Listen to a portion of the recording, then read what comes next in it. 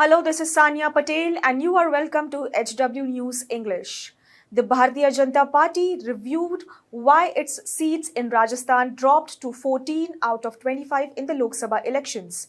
They found key reasons that are to be over-reliance on Prime Minister Narendra Modi, the negative impact of the 400 Par slogan, protests by farmers and wrestlers, and bringing in defectors from the Congress. This is a big drop from the previous two elections. In 2014, the BJP won all 25 seats, and in 2019, it won 24 seats, with an ally winning the remaining one. The BJP central leadership asked for a report from the state unit after this setback.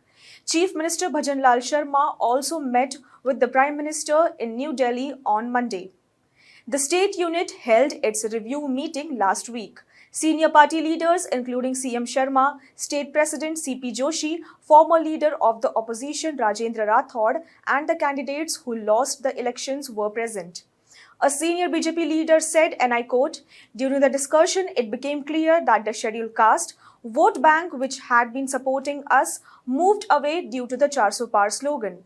The Congress used this slogan to claim that the constitution would be changed and reservations would be eliminated. While Congress workers were very aggressive in their approach, BJP workers seemed indifferent." He said that the 400 Par slogan also made many think they could win just by relying on Modi's popularity, but the workers were not putting in the necessary effort. Winning the assembly elections should have helped us perform better, but the workers became complacent. He further explained, and I quote, "Everyone thought they would get votes just because of Modi ji. They didn't do the amount of work that was needed, and the results show that." The party is now preparing for by-elections in 5 assembly seats. Another BJP member said, wrong ticket distribution, the farmers' movement, the Agnipath scheme, and the wrestlers' protest all contributed to the party's reduced tally, especially in the Shekhawati region. The party could not counter the Congress's portrayal of the BJP as anti-farmer in the Shekhawati region, and the opposition effectively highlighted the farm laws and the Agnipath scheme. Another leader said, the caste dynamics within the state unit have upset some party members. The leader said, and I quote, "The chief minister is a Brahmin, the state president is a Brahmin, and many other top leaders are Brahmins. So now the party is debating whether to change the state president as well. Well, the discussions are still ongoing." He further added it was also highlighted that there is still disunity in the state unit.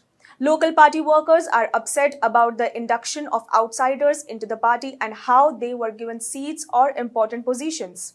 Speaking to the print earlier, another party member said that denying a ticket to sitting Churu MP Rahul Kaswan, who then switched to the Congress and retained his seat, created the impression that the Jat community was not treated well by the BJP. Kaswan was replaced by Paralympic gold medalist Devendra Jhajaria. Also, both are from the Jat community.